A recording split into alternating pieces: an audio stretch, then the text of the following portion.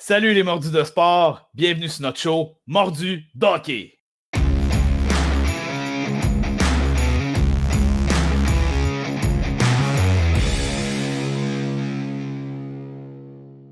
Salut la gang, salut Mattman, salut Bonjour, Julien. Monsieur.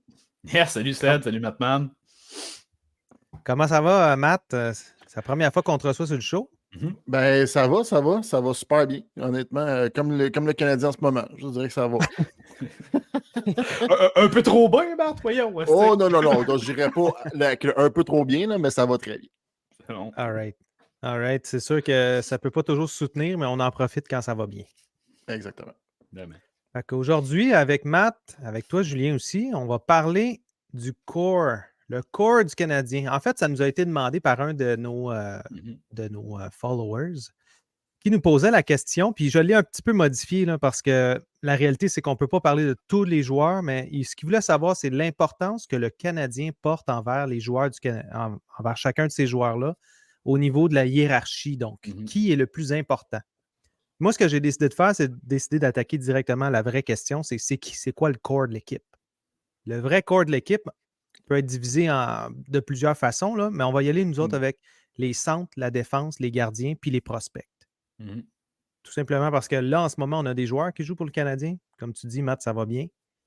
Fait que moi, ce que je veux savoir, on a des centres avec le Canadien en ce moment. Y en a-tu là-dedans qu'on voit là, pour les 5 à 10 prochaines années? Puis y en a-tu d'autres qu'on voit s'en aller rapidement? Qu'est-ce que vous pensez de ça, vous autres, cette liste-là? Ben, moi, Suzuki, on s'entend, ça, c'est le must. C'est la pierre angulaire de ton équipe. T'en as fait ton capitaine, t'en as fait ton plus haut salarié. C'est identifiable comme étant l'avenir du Canadien. Puis tu l'as mis capitaine à un jeune âge, justement, pour qu'il reste très longtemps avec l'entourage du Canadien. Fait que c'est sûr que Suzuki, pour moi, c'est un must. Après ça, Dak est le deuxième. On est allé chercher, en fait, pour en faire notre deuxième centre. Avec les essais qu'on a fait l'année passée, on l'a essayé comme... Oui, ça marchait super bien avec Cole Caulfield et Nick Suzuki, on s'entend. Mais quand on l'a mis en poste de centre, on dit que ses yeux sont illuminés. Puis on dirait qu'il est dans sa chaise. Puis c'est ça que ça fait. Puis moi, je pense que le Canadien a vu ça. Puis pour moi, c'est les deux, là. C'est parce que tu as dit 5 à 10 ans. Je ne peux pas mettre, pour moi, là-dedans, Monahan. Mais il n'est pas loin, je te dirais. Je pense que c'est vraiment Suzuki, Dak, puis petit Astérix à côté de Monahan. Ouais, je suis un peu d'accord avec toi parce que quand on parle, exemple, Newhook, en ce moment, il ne démontre pas que c'est un centre. Moi, j'ai l'impression que c'est un très bon attaquant, très rapide, nord-sud, là. Donc, c'est probablement plus un ailier qu'un centre. Donc, je ne sais pas s'ils vont le laisser là. Mais... Plus loin que ça, j'ai l'impression que Newhook va finir par te donner beaucoup plus de buts s'il joue à l'aile que s'il joue au centre. On l'a vu tout de suite avec la blessure de Dak là, depuis le début de l'année, dans le fond. Là. Quand il jouait avec Dak, il était capable de se faire alimenter. Donc, ça fait un peu plus, là, ça fait même le lien avec ce que disait Mattman aussi, là, que même officiellement, si on parle de Kirby Dach, je pense que c'est probablement potentiellement le vrai premier centre offensif du CH. Au niveau de talent, pur talent offensif, dans le fond. Fait que le Newhook, oui, ça risque d'être quand même un joueur important pour au moins 5-6 ans, je pense, chez le Canadien. Sauf que je le vois plus finir à l'aile définitivement que finir au centre, là, par contre, dans l'organigramme, dans le corps, si on peut dire, justement. Si on en revient à notre sujet. Tu le regardes, pour vrai, tu sais, quand tu regardes ce que Dak a fait avec les matchs pré-saison, tout ça, ce qu'il était capable d'apporter, sa vision de jeu, la façon qu'il se déplaçait, pas nord-sud, justement, sa vision de jeu quand il rentrait. Puis moi, ce que j'aimais de Dak, c'était sa façon de diriger la rondelle, c'est sa vision, sa patience de déjouer un joueur dans une zone offensive, pas loin de la bleue. Il faut être du talent et de la confiance pour pouvoir le faire, ce que Newhook ne fait pas. En fait, Newhook, c'est pas compliqué. Lui, dans le fond, il drive la zone, puis rendu là, ben, il la met dans le fond, puis il se promène pas de gauche à droite. Là. Puis vous le voyez, regardez, depuis que c'est Newhook qui est en poste, t'as Slavkovski et Anderson qui sont sur le point mort totalement. Je ne dis pas que c'est juste la faute à Newhook, mais la vision de jeu que Dak avait faisait rehausser. Tu sais, quand tu rentres tes joueurs meilleurs, Dak faisait ça avec les deux alliés. Je vais vous faire une drôle de comparaison pour Newhook. Là. Moi, je le vois comme un mélange de Gianta et Gomez ensemble. Non, mais c'est une drôle d'allusion dans le sens où il y a la rapidité de Gomez, Il est capable de rentrer dans la zone, de contrôler. Parce que c'est sûr qu'on n'a pas eu les belles années de Gomez à Montréal. Là. On ne pas, là. Mais quand il jouait les deux avec les Rangers de New York, Scott Gomez était réputé pour entrer la rondelle en zone offensive, puis en possession, pas du dumping. Okay.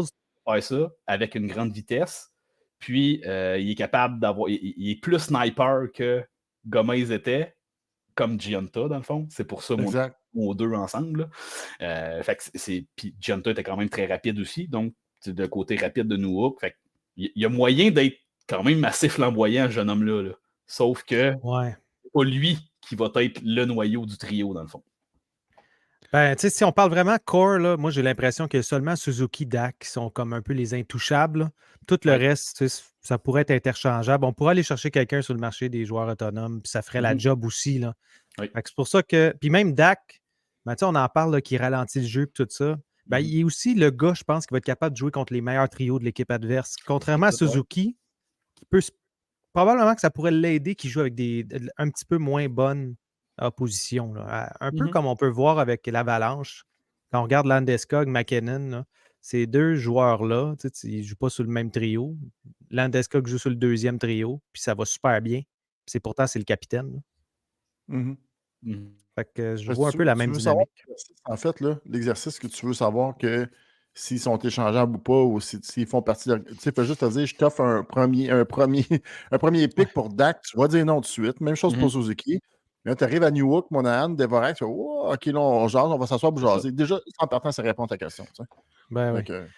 Ben, Devorak, là, jamais on aurait dû aller chercher ça contre un premier choix. Là. Donc, première chose, c'est une grosse erreur d'avoir été le chercher pour ça. Facile. Ben là, ça n'avait pas de bon sens. C'était simplement de récupérer l'erreur, là, je pense. Il y a une erreur qui a été commise, on veut la récupérer rapidement. Ça fait partie de... Puis c'est là qu'on fait des erreurs. Hein. C'est là qu'on fait des mauvais choix dans la vie. Hein. Quand tu te fais domper, puis tu t'en vas, tu te rembarques tout de suite dans une relation, c'est souvent un mauvais choix que tu fais. C'est un peu le même, c'est un peu le même principe ici. Sauf que là, c'était 4 ans on t'a engagé pendant 4 ans déjà. C'est ça le problème. Fait que là, j'ai mis la défense. J'ai mis tous les joueurs de la défense, puis on va s'entendre que Wideman, Lindstrom, à la fin, là, on s'en fout. Là. Définitivement. Mais pour ce qui est du reste, vous, là, c'est qui vous gardez, puis c'est qui vous voulez voir évoluer pour les 5 à 10 prochaines années avec le Canadien? Commencez avec Matt. Moi, là-dedans, il y en a pour moi. Moi, je te dis, il y en a 2. Il y en a 2 pour moi. Ouais. Pour l'instant, au moment qu'on se parle, là, j'ai Goulet et Barron. Pour moi, c'est les 2. Parce que Barron t'apporte un aspect offensif qu'on cherche beaucoup dans la Ligue nationale pour des défenseurs. Puis forcé d'admettre avec une défensive qui est boiteuse, puis un pas super bon. On n'a pas les meilleurs gardiens. Je trouve qu'il se débrouille bien, puis il démontre de belles choses. Souvenez-vous ce que même Crosby avait dit, donnez-lui du temps, il va être vraiment solide dans la Ligue nationale. Puis il ne s'est pas amusé à dire ça à tout le monde avec qui il s'entraîne l'été. Il l'a quand même dit pour Barron. Goulet, puis le point Francis hier dans le forum était excellent parce que ce choix Frank, parce qu'il disait, souvenez-vous, l'année passée, quand il s'est blessé, on était tout en maudit, on voulait juste tout l'échanger, il est trop fragile. Puis regarde, il est revenu au jeu, là, puis on veut-tu pas qu'il se blesse? Oui. Fait que pour moi, ça te donne une bonne idée. Pour moi, Goulet et Barron, pour moi, c'est les 2 intouchables. Même, je ne mets même pas Jacky là-dedans parce que Jacky, c'est un... Il est bon, mais on le voit, là, tu sais. Son utilité est limitée. Puis ce qu'il est capable de t'apporter, c'est limité. Tu sais qu'il va t'apporter de l'aspect physique, qui va faire grandir tout le monde de 2 pouces. Mais c'est pas assez, pour moi, pour avoir un blockbuster trade puis que Jacky est dans le lot. Là. Moi, je le mets avec. Je comprends. Mais c'est mon si tu as l'opportunité d'avoir le blockbuster, je comprends ton point, Matt. Ben, c'est sûr que Goulet, Barron, moi, je touche pas à ça. Là. Je suis d'accord avec vous là-dessus, ben, surtout avec Matt qui est. Tu n'as pas donné ton opinion encore, là, Julien. Là, mais... Par rapport à Barrett, tu sais déjà. C'est ça. Mais bon.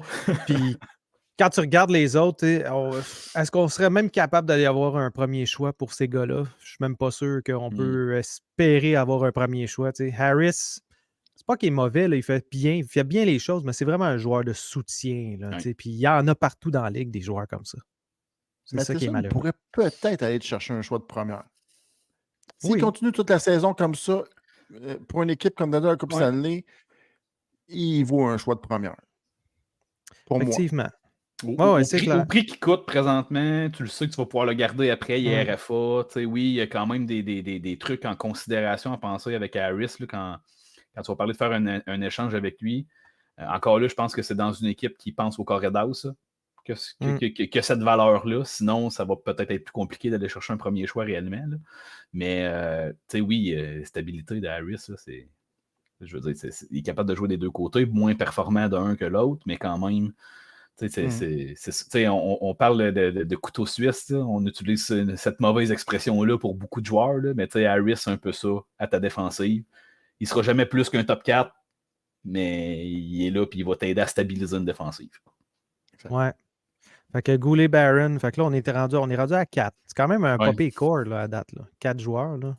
On peut dire au moins qu'on a quelque chose. Ouais, mais c'est ça, là. On n'a pas parlé des prospects encore, mais clairement, Goulet Barron, moi, ce qui est. Je l'ai dit dans d'autres shows précédents, là, je ne sais plus la date, là, mais moi, je les vois jouer ensemble, ces gars-là. Puis je trouve qu'ils ont pas assez de temps ensemble encore. On commence à les voir plus régulièrement, les deux sans même paire. Je crois que c'est le match parfait comme paire de défenseurs, ces deux joueurs-là ensemble. S'ils peuvent évoluer puis continuer d'avoir du temps de qualité les deux ensemble, je crois qu'on va avoir le meilleur de un comme le meilleur de l'autre. Ouais. C'est bon. Ouais, t'as raison. C'est sûr que c'est parce qu'ils sont jeunes qu'on ne les voit pas ensemble, mais aussi, plus ils vont vieillir, plus ils vont gagner de l'expérience, ben, plus il y a des chances qu'on les voit ensemble. Là, là au niveau des gardiens, ben, c'est là que ça se gâche un petit peu. C'est pas pour vous, ouais, c'est ça. Ouais, c'est endormi un peu. Écoutez, là. Bon, on n'en garde pas un. Dans 5 ans, là, notre un qui est encore là. Et pourtant, ils nous ont volé des points, toute la gang, depuis le début de l'année. Là, ils volent un point à tous les games, les gars. Sauf Primo, là, mais il y a la game la plus dure, par exemple, on s'entend. J'aurais peut-être mis Montembeault là-dedans, pas qu'il est intouchable, mais je sacrifierais les deux autres bien avant. Ouais. Mais je pense qu'avec le Canadien en ce moment, Montembeault n'a aucune chance de se faire valoir. Il y a quelque chose qu'on ne sait pas.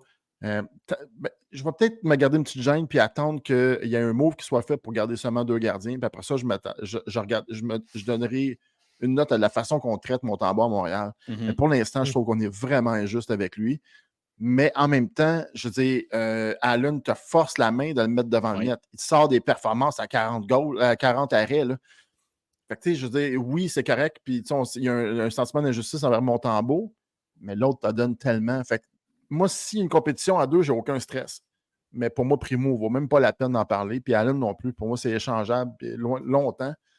Mais avant de se prononcer s'il fait partie du corps, il faut jouer Montembeault en étant premier gardien d'organisation. Ouais. C'est parce que premier gardien est temporaire, là, on va se le dire. Là. Je pense pas que ça va être lui qui reste là. Dans 5 ans, c'est pas un premier gardien. Mais moi, je le vois gros au niveau du corps, Montembeault, dans le sens où tu as besoin d'avoir ces joueurs de second plan québécois dans le Canadien. C'est hyper important pour bouffer de l'attention médiatique. C'est super important pour enlever de la pression sur d'autres joueurs plus importants de ton équipe. Les Raphaël Harvey-Pinard, c'est la même chose là, à ce niveau-là. Là, je pense qu'on avait peut-être des attentes un petit peu trop élevées envers lui au début de l'année, là, si je fais le parallèle. Là. Mais clairement, on a besoin d'avoir ces joueurs-là parce que c'est ces joueurs-là qui permettent, dans un milieu, dans un contexte comme Montréal où on a soif de Québécois, on a soif de gens qui nous répondent en français, on a soif de tout ce climat-là, dans le fond, ben, c'est eux qui vont permettre aux autres de comprendre cette importance-là. À quel point c'est des figures publiques à Montréal, puis à quel point juste de faire l'effort de dire merci quand son première étoile en français, de dire merci tout le monde, un petit mot en français, c'est des gars comme Montembeault, Savard, puis c'est ces gars-là qui vont montrer ça à la prochaine génération, dans le fond. Ça. Je suis tout à fait d'accord avec toi. Ouais, pour l'entraîneur, je m'en contrefous qui parle anglais ou français, mais pour les joueurs, c'est autre chose. Il faut que tu en aies au moins un ou deux dans l'organisation. Ça, c'est essentiel, je te l'accorde. Ouais, puis si on regarde après ça, ben, il reste juste à l'aile. Là, je ne les ai pas toutes mis parce que des alliés, il y en a un puis un autre. Là. Ben, moi, ce que je considère, c'est que c'est eux peut-être les plus importants, si on veut. Là. Ben, même à ça, même si c'est les plus importants, est-ce que c'est des gars qu'on veut garder pour longtemps? Moi, je ne sais pas si vous savez un peu mon opinion là-dessus. Là. Slavkovski, là, si on a un bon deal pour ça, là, je l'échange même si c'est un Moi aussi. premier choix. Moi aussi, je suis prêt. Je sais que c'est jeune, là. C'est très, très. Ben, il faut que ça soit quelque chose de bon, là, Matt. Là. Mais on ne sait jamais comment il peut se développer, Slav, là, mais j'ai pas l'impression qu'en ce moment, c'est un bon deal pour nous autres. Là. En tout cas, on va voir avec le temps. Là. Mais c'est sûr qu'il fait partie du corps. Là. C'est sûr qu'il fait partie du corps, on s'entend, il ne va pas bouger de là. Là. Non, c'est ça. Mais pour enchérir ce que tu dis, Seb, vite, là, c'est que, tu sais, après 2 ans, ben là, 1 an et demi, on va dire, là, 1 an et des poussières, en fait, là, je le vois pas se greffer au niveau synergie avec personne. C'est ça le problème, en fait. Je le vois pas vraiment avoir le côté d'être complémentaire. Tu as besoin d'avoir des joueurs complémentaires. On pensait qu'il était pour être le complément de Suzuki Caulfield. Puis, Colin, j'ai des doutes en salle qu'il soit capable d'atteindre ce niveau-là. Là. C'est ça. On démissionne peut-être un peu vite, là. Qu'est-ce que tu en penses, mon Matt? Moi, je me mords les lèvres. Vous en avez vu des joueurs de hockey jouer? On n'est pas des experts, on n'a pas œuvré dans la Ligue nationale, on n'est pas des coachs, on n'est rien de tout ça. On est des amateurs de hockey. C'est mon sport que je suis religieusement tous les jours. J'ai rarement vu un joueur à l'air aussi perdu puis avoir autant de chance dans une équipe de hockey. Je ne comprends pas pourquoi il y a des chances sur le deuxième power play. Je ne comprends pas pourquoi il est sur le deuxième trio. Il a l'air perdu. Il a tellement l'air perdu qu'il fait que New York, là, imaginez New York là, qu'il faut qu'ils fassent. Ils sont à moins 5 toute la gang. Écoute, j'ai entendu la conférence de presse aujourd'hui de Josh Anderson, puis je me suis mordu les lèvres. J'en reviens pas qu'il ait dit ça, puis personne n'en parle. Il a dit si on perdait, je m'en voudrais un petit peu sur mes performances, mais vu que l'équipe gagne, je suis correct. Ouais, hein? Il a dit ça mot pour mot, je vous le jure. Là. Il a dit ça, là. Ça, là, c'est une phrase de loser, tant qu'à moi. Je m'excuse, là, mais t'es dans la meilleure ligue au monde, dans l'équipe la plus titrée de la Ligue nationale. Tu joues à Montréal, que c'est une loi, c'est une religion, là. Tu t'en vas dire, bon, on gagne, je m'en veux pas trop, là, que je fais absolument rien, puis je ne pas de net. Il faut peut-être, en tout cas, pour dire quelque chose. Carrément. Puis moi, Slavkovski, comme je te dis, c'est parce que tu mets ces 2 gars-là avec New York, tu comprends? Imagine la tête dans New York, là, lui, il y a 2 gars qui sont en panne sèche. Là. Penses-tu vraiment qu'ils vont le faire valoir et qu'ils vont le faire arroser? Non. Je trouve que Slavkovski devrait être minimum sa 4, aller jouer un 7 minutes pour l'instant, parce que les 14 ou les 13 ou les 12 minutes qu'il y a, là, que ce soit en power play, il ne faut rien. Dans le fond, il gâche le temps parce que souvent, tu vas remarquer que les passes qu'il reçoit à droite, là, il fait juste les rediriger puis il arronde. Il n'y a aucune confiance pour tirer au net. Et c'est pour ça qu'on est allé le chercher. Fait qu'il ne tire pas, il n'est pas physique, il est fragile. C'est ça. Il n'y a pas de vision de jeu. Je veux dire, OK, mais il faut que tu démontres un petit peu quelque chose. Je veux dire, on en a vu tous jouer des joueurs de hockey. Avez-vous déjà vu ça, vous autres, un joueur de même, avoir autant de chance et être aussi pourri? Être 29 matchs. Souvenez-vous là, de Gomez, si on voulait le crucifier sur la place publique. C'était pas un premier choix. Là. Écoute, ça va faire 29 games qu'il n'a pas scoré un but, Slavkovski. C'est ton choix de première. Là. Fait que, pour moi, quand tu mets dans le corps, c'est par maudit défaut. Puis c'est encore la maudite étiquette du choix numéro 1. S'il avait été sélectionné au 5e choix, on n'en parlerait même pas aujourd'hui. Il serait à Laval en ce moment. Oui. Ben oui, clairement. En fait, il serait probablement en Europe même, là, si je veux être honnête. Là, mais bon. Ben, honnêtement, son parcours aurait dû. Les aurait dû donc faire. Là, c'est difficile à dire là, après coup, là, mais reste qu'à la base, il aurait dû passer 1 an de plus en Europe, potentiellement venir ici. J'ai entendu dans un podcast anglophone récemment, il parlait de justement Slavkovski, puis il faisait un parallèle avec Rantanen. Pourquoi? Parce que Rantanen a passé 1 an de plus là-bas. Puis ça a été long avant qu'il vienne. Ben, ça a été aussi long avant qu'il se développe. Mais c'est pas un premier choix, première ronde non plus. Là. Non, c'est ça. La nuance est là. Ouais, c'est vraiment juste à cause de ça. Puis de toute façon, Slavkovski n'aurait jamais dû être pris premier choix. Là. Ça, c'est la première des choses. Là. Tu prends le plus talentueux. C'est qui le plus talentueux? C'était pas lui. C'était cool. Ben voilà. Puis tu sais, il est comment? Il est rendu à quoi? 5 points maintenant? Là? Il a scoré son premier. Oui, scoré premier hier, j'ai vu ça. C'est un très beau pas contre le Canada. Ouais. Là, on tourne aujourd'hui, c'est jeudi. Là, donc, on est jeudi ce soir, il y a le match. Il y a le match. Ce soir, il va y avoir le match contre les Coyotes. S'il score un autre but, on est dans la merde, les boys. Il faut vraiment pas qu'il score, Coley. Faut pas qu'il score. Ouais, non, c'est ça. Ça va paraître très mal là, pour beaucoup de partisans si on se fait scorer. Si nous autres, on le sait. Imaginez si nous autres, on le sait, si lui, il ne sait pas Slavkovski à soir qui joue contre Coley. Il sait très bien. Là, il sait, il va avoir de la pression. Puis ça montre une affaire, là, les gars, là, ce qui me fait encore que je trouve le plus intéressant, c'est que ça montre à quel point Dak, il est impressionnant. Il a réussi à faire produire Slavkovski. Il a réussi à faire, à faire en sorte que Slav il avait l'air d'un bon joueur de hockey. Puis là, il n'est plus avec. Newhook aussi, d'ailleurs. Ben, c'est lui qui drivait les deux. Là, c'est rendu, comme tu disais, Matt, finalement, Newhook n'est plus capable de rien faire avec 2 chaudrons. Slav, il fait absolument rien. Puis Anderson, avec son attitude de marde, ça part très mal. Ça coule trop douce, c'est ça qui est dommage. Ouais. Puis c'est si le gars on avec va... l'outil le plus impressionnant, puis il fait rien avec. C'est ça qui est plate. C'est ça. Mais tu sais, quand tu dis... Moi, ce qui me marque le plus, c'est que, tu sais, je pense qu'on s'attendait à un power forward, puis on voit que c'est un joueur de finesse, en réalité. Il y a le gabarit d'un power forward, mais c'est un joueur de finesse. Fait qu'on n'aura jamais... Anthony Manta était comme ça. Il est comme ça. Il a le gabarit d'un power forward, mais il joue comme un joueur de finesse. Patrick Lane est comme ça. Un gabarit phénoménal, il pourrait être physique, tout. Il s'est amélioré, là, Patrick Lane, il joue, par exemple, là-dessus. Mais au début de sa carrière, il était clairement un joueur de finesse. Fait Patterson aussi. C'est ça. C'est ce qu'on a devant nous. C'est un joueur de finesse qui ne comprend pas comment se servir de son gabarit. C'est ce qu'on a présentement avec Slav, je pense. Ouais. Mettons qu'on parle d'autres choses là, comme Caulfield. C'est un petit peu plus réjouissant. Lui, c'est la valeur sûre, je pense, on s'entend. Moi, c'est sa progression que j'aime. C'est la façon. On dirait là, que on découvre des flèches à son arc, c'est ça?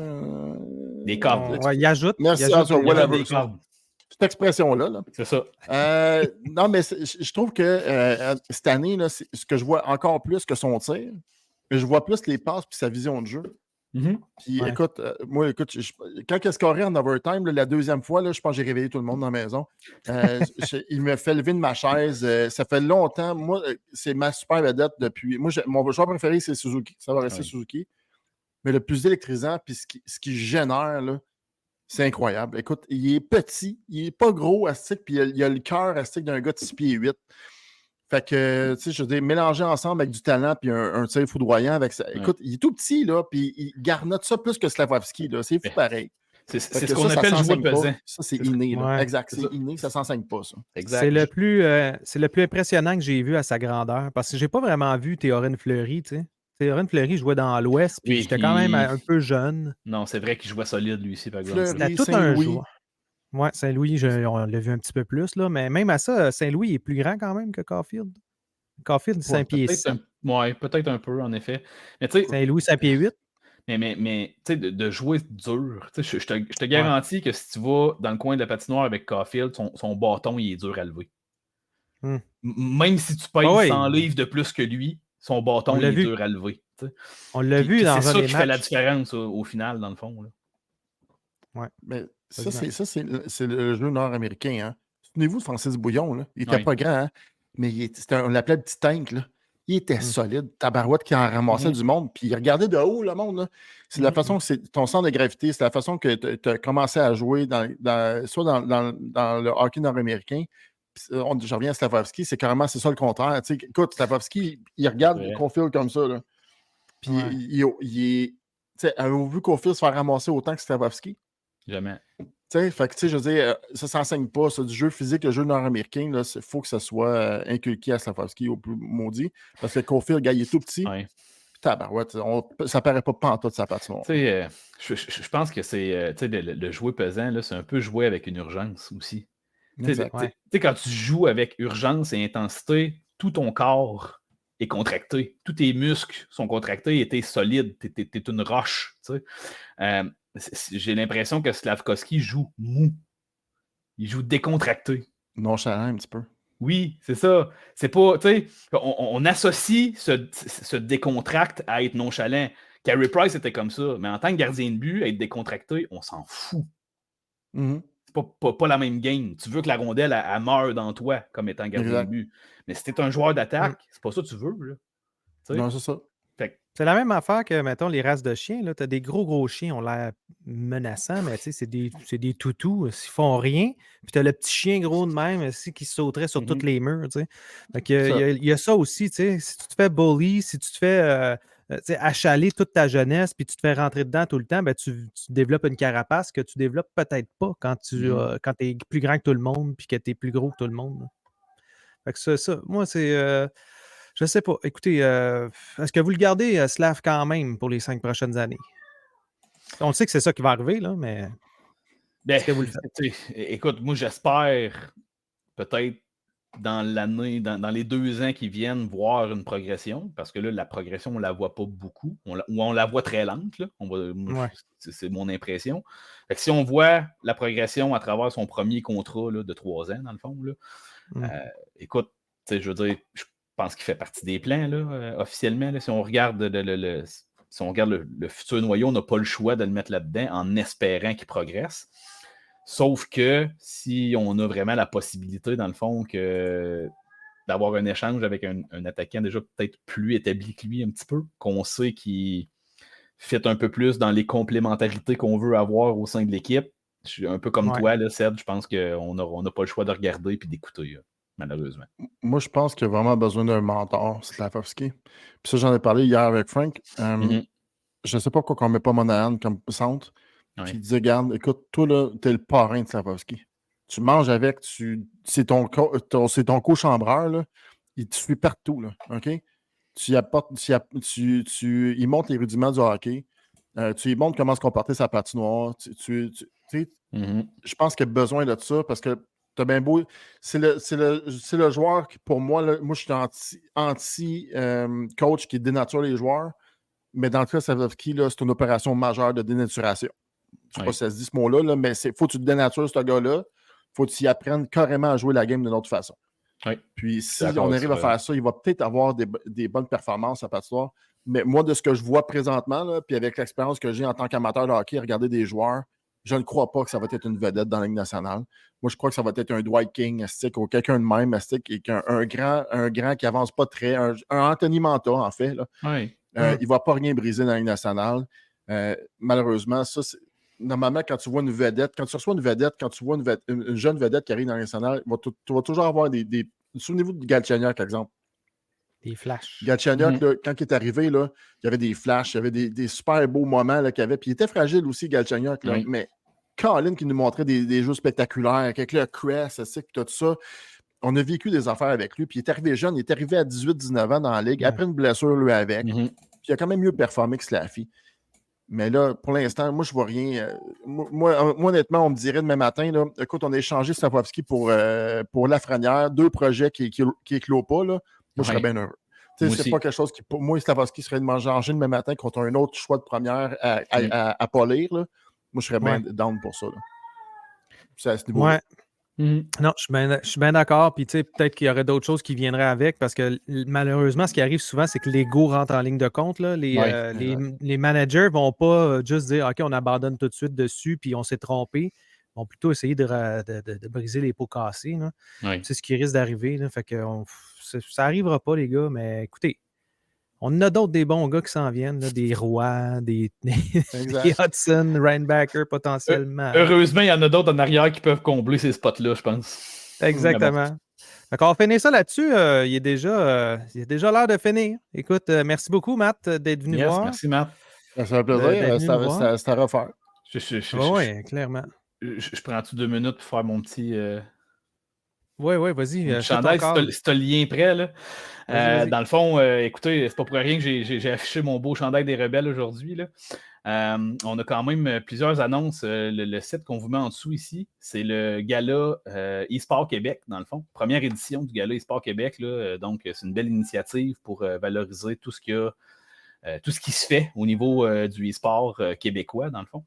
Et puis, le Cégep de Sorel-Tracy, pour qui je travaille et pour qui je coach une équipe de League of Legends, a plusieurs nominations au niveau du gala. Et puis, je ne vous mentirai pas que ça serait quand même assez phénoménal qu'un petit cégep comme nous réussisse à rafler plusieurs prix à ce gala-là. Et puis, moi-même, je suis en nomination pour entraîneur de l'année. Donc, j'avais quand même de la difficulté à y croire. Là. J'en ai parlé un petit peu à mes collègues tantôt. Mais c'est un bel honneur. Puis si vous avez envie d'encourager mon cégep, m'encourager moi par le fait même, et mon collègue Firefox, qui est aussi Firefox Z, qui est aussi, dans le fond, nominé nomination. dans plusieurs catégories de streaming, là, en réalité. Yes.